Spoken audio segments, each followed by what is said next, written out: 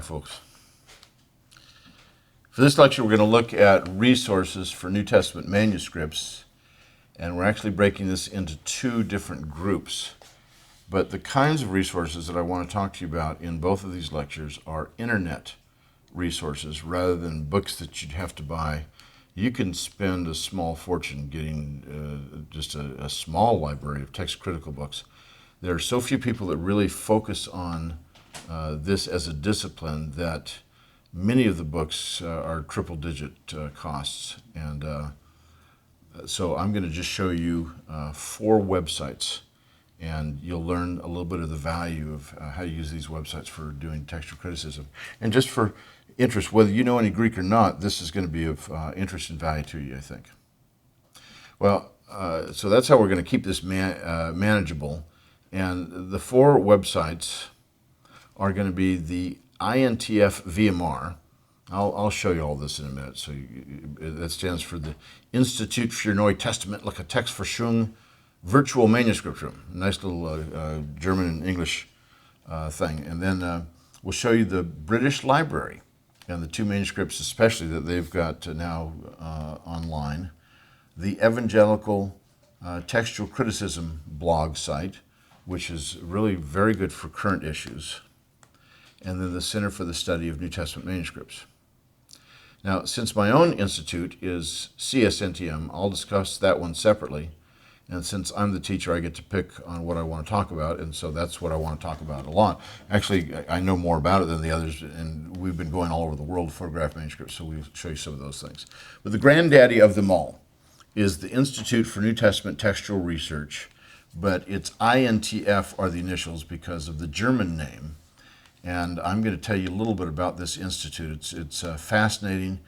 It's probably the best text critical institute for any kind of document in the world, and it happens to be for the New Testament. It was founded in 1959 by Dr. Kurt Auland. It's part of the University of Münster in Germany, in northwest Germany. A lovely little community that's very close to Holland, and I spent one of my sabbaticals there, spent a year in Germany, studying at the Institute for most of the time.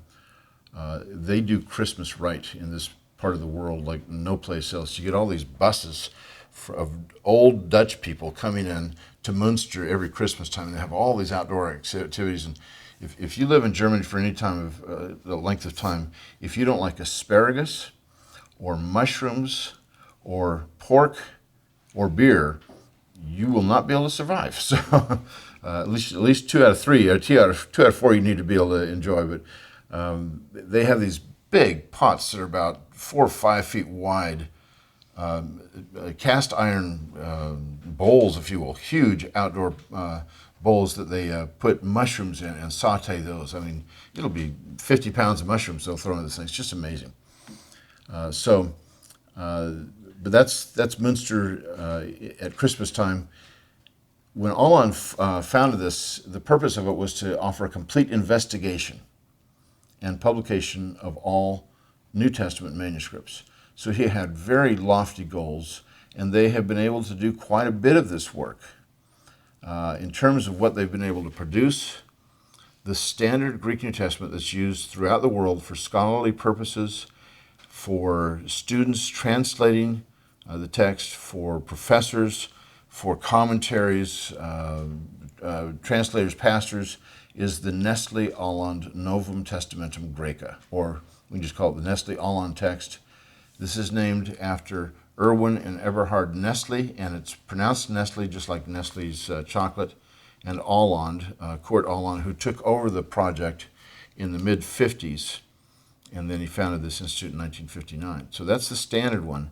There's also the United Bible Society's Greek New Testament, which has nowadays exactly the same text as the Nestle Auland Greek New Testament, but it has a different apparatus. It has different textual problems that it discusses, and it has English subtitles that you don't get at Nestle, but the text between these two is now joined as of 1979. That's when both the Nestle Auland text and the United Bible Society's texts came to have identical text, just different apparatus. So one of these two is going to be used at probably 99% of the seminaries in the world as the standard text they use. Then there's this thing, and I'll spell this out a little bit later, the ECM, which is abbreviation for a Latin term, Editio Critica Maior, which is the major critical edition of various individual books of the New Testament, where they're going through and giving exhaustive data on what manuscripts read for what variants. It's very important work, but they've only just done the Catholic letters so far, the general epistles. And then the Kurzgefasste Liste. I told you this is a German institute, so you get all these German and Latin names, and sorry, I don't mean to make it confusing for you. This is just the reality that we're facing. But the Kurzgefasste Liste, or affectionately called the K-Liste, is a short list of Greek New Testament manuscripts. It is the Bible for Bible hunters, if you will. It first was published in 1963 and then in 1994 by the German publisher Walter de Gruyter. This K-Liste, we have, I think, 4 copies at CSNTM, and it stood as the primary tool for us to find out where Greek New Testament manuscripts are in the world. Now, it's somewhat dated now. It's almost 20 years old, but it still is a good starting point to say, here's where we have these manuscripts. Then the VMR is the Virtual Manuscript Room. That's an internet site, and this is in conjunction with the University of Birmingham in England. They are producing this virtual manuscript room, and I'll show you a little bit about that. So this is what they've produced so far. These are the basic things, some other things, but that's quite a bit of production where it all culminates in the Greek New Testament, the Nestle-Aland text, the UBS text. That's what people know about, but they don't typically know about all the stuff that goes behind that. The initial work that they did was to make microfilms of Greek New Testament manuscripts throughout the world, and they started this in '59. They did it for several years, and they either took microfilms, they took microfilm cameras with them and did these photographs, or they purchased the microfilms.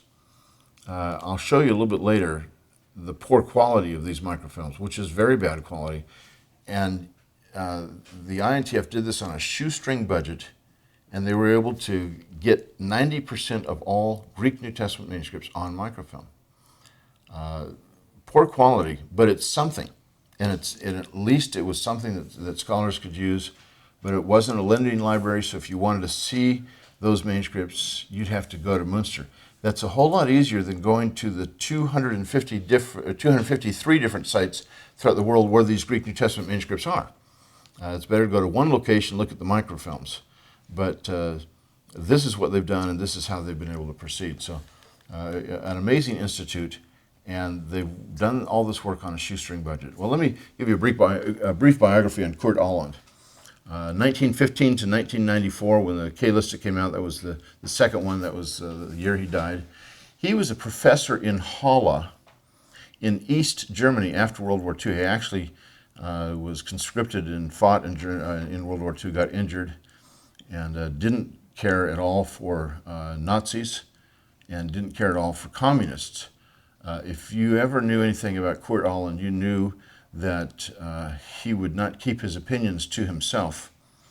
And he was imprisoned for speaking out in terms of academic freedom when he was in East Germany, in the communist East Germany. In 1953, he was imprisoned just for a few months, but then they said, you're stuck in this country.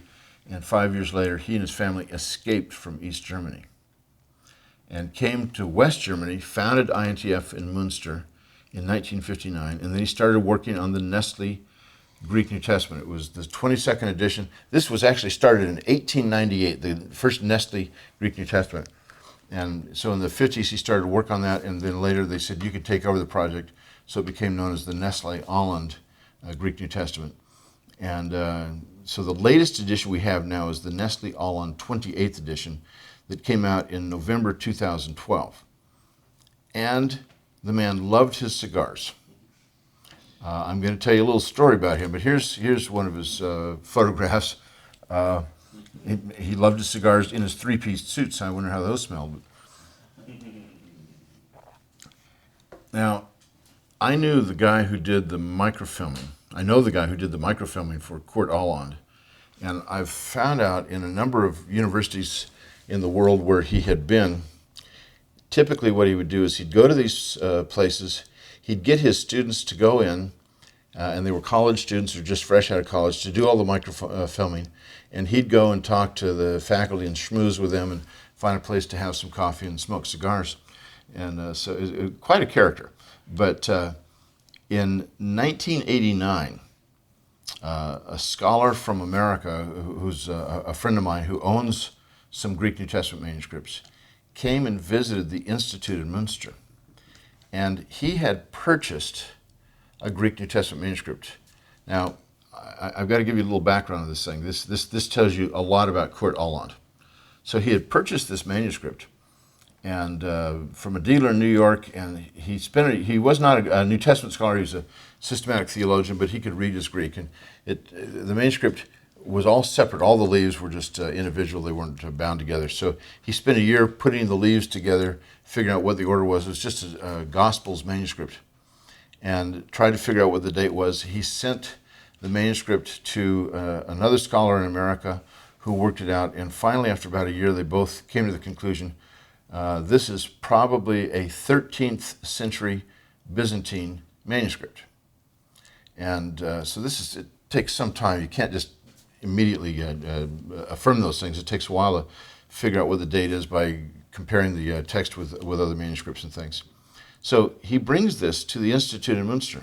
Now, at the time, 1989, on average, there would be 2 or 3 manuscripts that would be discovered every year. To have somebody just walk into the Institute and say, hey, I have a manuscript you guys don't know about. You want to see it? That doesn't happen every day. This may be the only time it ever happened.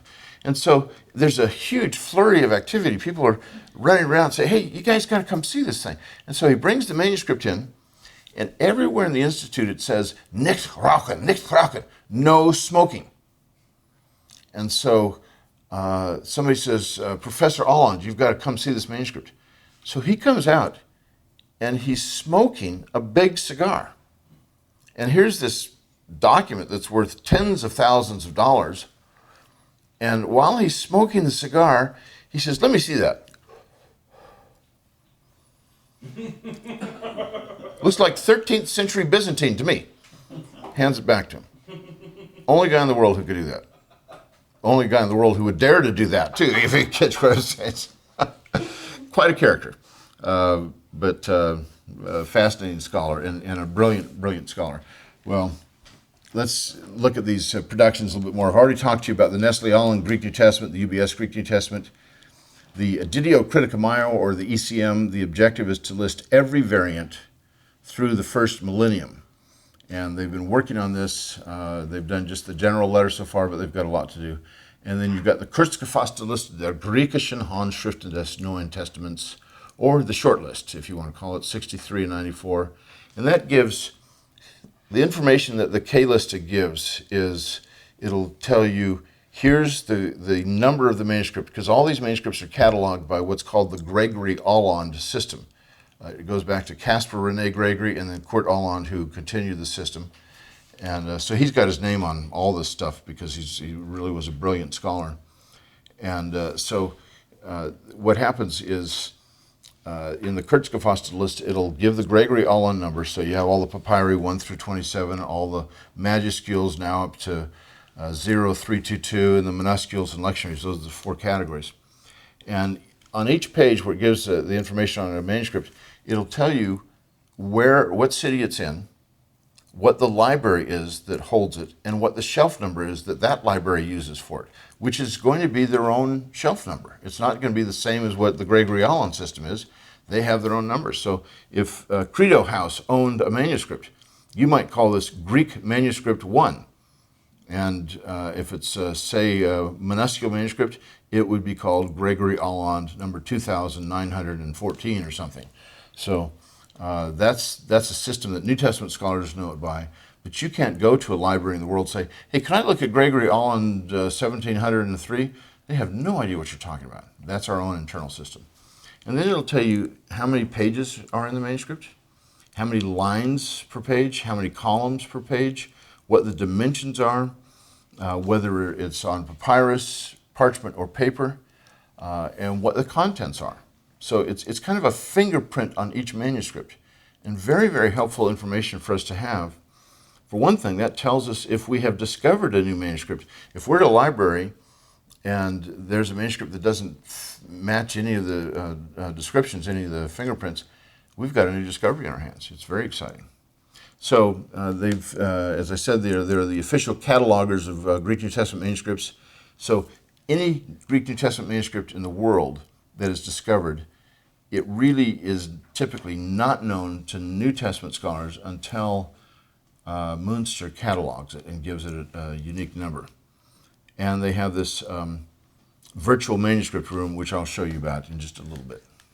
So these now are online tools. The Kurzgefasste Liste is now an online tool, and I've given you the website that if you're watching this on video, you can write this out, or you can simply Google INTF VMR WWU, and it'll be the first entry that shows up. Now that might change by the time this thing gets produced, but we'll see. But here's the website in English. They have it both in German and in English.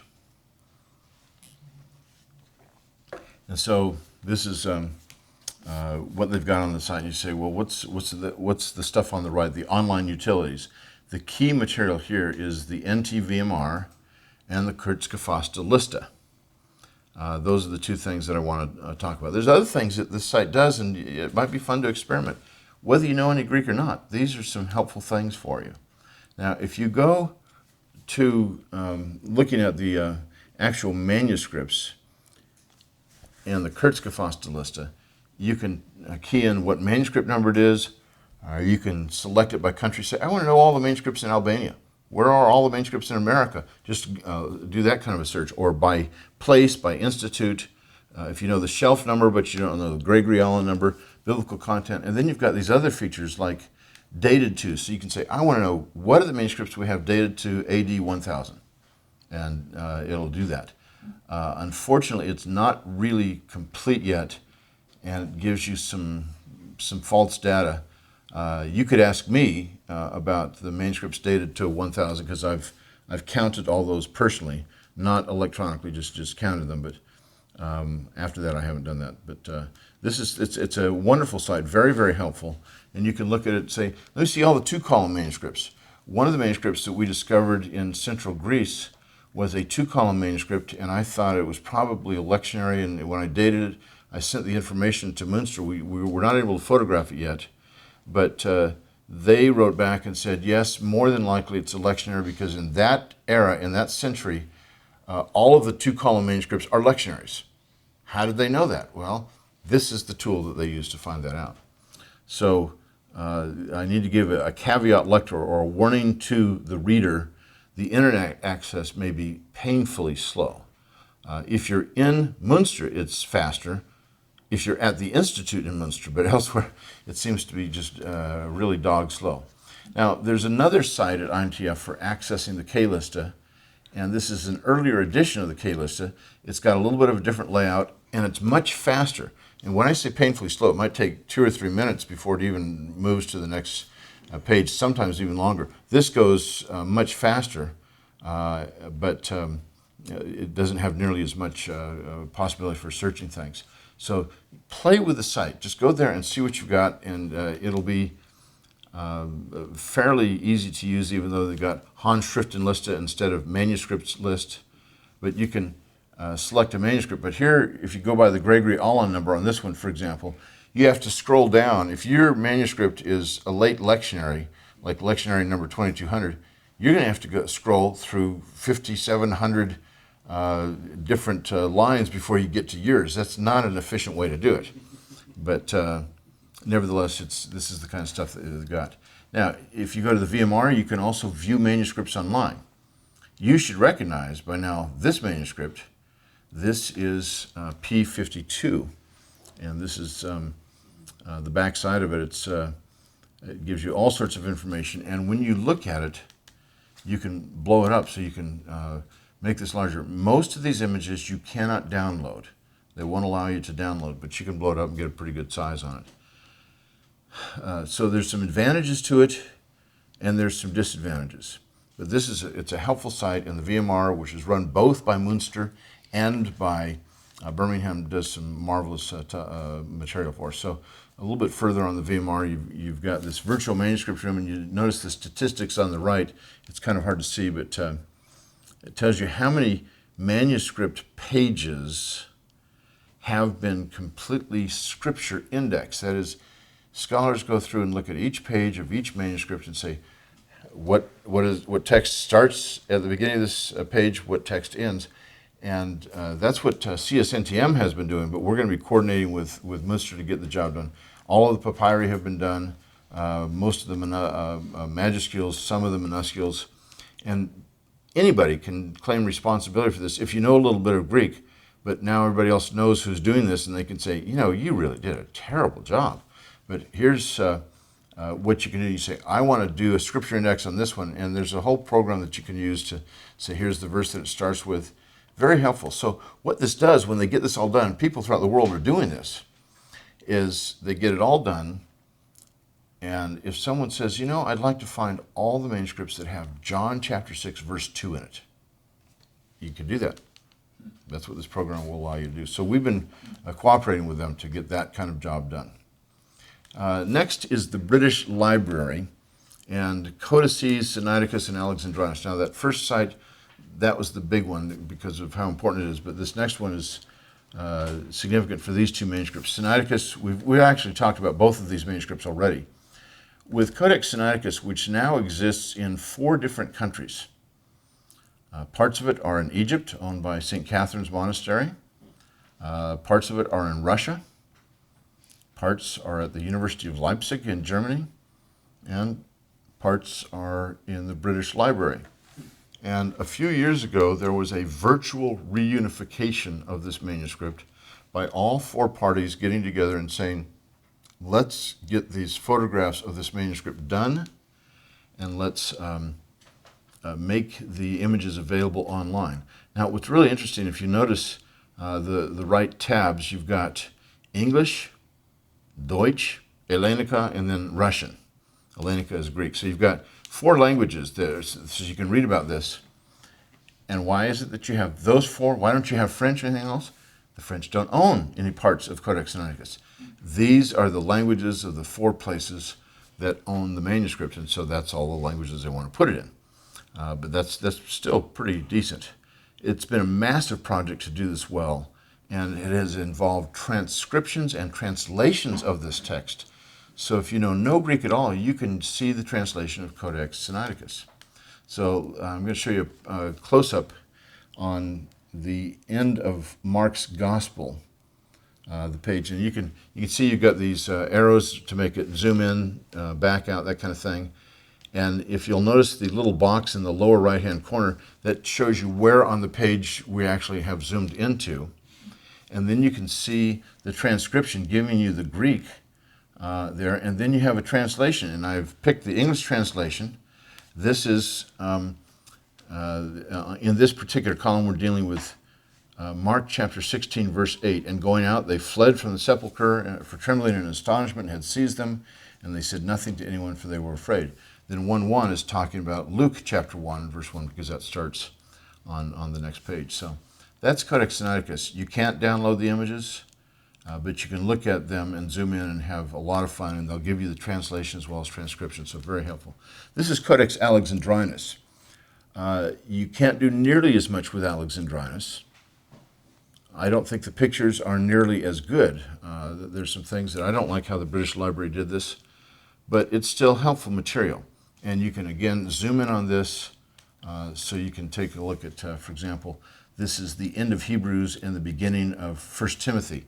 The order of these books for Paul's letters, which would include Hebrews as far as the scribes were concerned, went in a variety of directions, but this is where you can see this. You won't get a translation, you won't get a transcription, but you can get the photographs and look at it. And it's still very helpful. So, and they're good photographs, just some things that I would not have done the way they did it. So, those are the two main manuscripts at the British Library that you can access now. The Vatican is working on making their entire collection digitized, but it's not done yet. So that'll be huge. These two are often in competition, the British Library and the Vatican, for getting some of these manuscripts, because the British Library has Codex Sinaiticus. First, the Vatican comes out with a great facsimile of Codex Vaticanus, and then the British Library works with 3 others to have this online facsimile of Sinaiticus. And so now the Vatican is saying, we're going to digitize our whole collection. So this kind of competition is good. It's kind of a free market competition between people that aren't free market. So it's good for the rest of us. The final thing I want to show you for this lecture is the Evangelical Textual Criticism website. This has been produced by scholars at Tyndale House, which is kind of an evangelical think tank, a place to live and to study. They've got several apartments and a very nice library of about 50,000 volumes concentrated on the Old and New Testament. And so people who are working on their doctorates at Cambridge and elsewhere live there. I've spent a couple sabbaticals there, and at one time when I was there were 20 of us living at Tyndale House from 18 different countries. And there's kind of a mandatory tea that you have at 10 o'clock in the morning and I think at 4 in the afternoon. And I'm not a tea drinker, and they have no clue how to fix coffee there. But you'd get there, and it's great for little dialogues with people from all over the world. And you find out what people are working on. It's terrific scholarship. And you say, oh, you're working on that? That'll help me with my book that I'm writing. Let's get together. So they have a blog site called Evangelical Textual Criticism, blogspot.com. Now, they don't have manuscript images. They don't have transcriptions, this kind of thing. This is a current events place and critical review of a number of things going on in textual criticism, and it has links to other sites. And they call it a forum for people with knowledge of the Bible in its original languages to discuss its manuscripts and textual history from the perspective of historic evangelical theology. So that's what it's about. You may object to what is evangelical about textual criticism. I don't have the same view that they have on some of these things, but they've got some very, very good reviews, and it's very up to date. Current news, excellent discussions.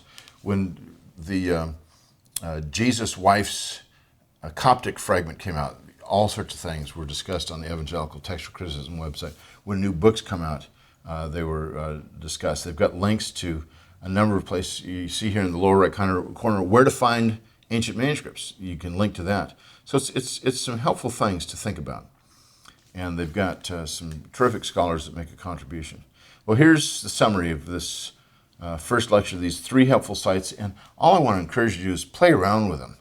You're not going to get any viruses by going to these sites. So the INTF VMR is in conjunction with the University of Birmingham. Very helpful site. It takes a little while to get used to. The British Library, it's helpful for 2 manuscripts, but 2 extraordinarily important manuscripts, especially Codex Sinaiticus. And then the Evangelical Textual Criticism blog site is especially helpful for current events, links to other sites. All right, thank you. Hello, this is Tim. I'm the Executive Director of the Credo House, and I hope that you've been enjoying and loving these Credo courses. Just want to take a quick second that what you see, what's happening in the background there, that is not a production studio that we made just for the Credo courses, but that is called the Inklings Room. The Inklings Room is just one of the 3 rooms at the Credo House. Right now, I'm in the big room where you can hear a latte machine going on behind me, music happening in here. We typically get several hundred people every week coming in our doors, where we are what we think is one of the most unique evangelistic places that exists, where we just want to be on the front lines of the intellectual persecution of the church today. And so we invite you that if you're ever in Edmond, Oklahoma, to come and get a latte from the Credo House, hang out here, but then go into the Inklings Room where we film the Credo courses. It's a great room. We can tell you about the history of the Inklings, tell you about that room, and then our other super secret map room as well. But you can learn about that at credohouse.org, or we invite you to come and hang out with us over a Luther latte at the Credo House.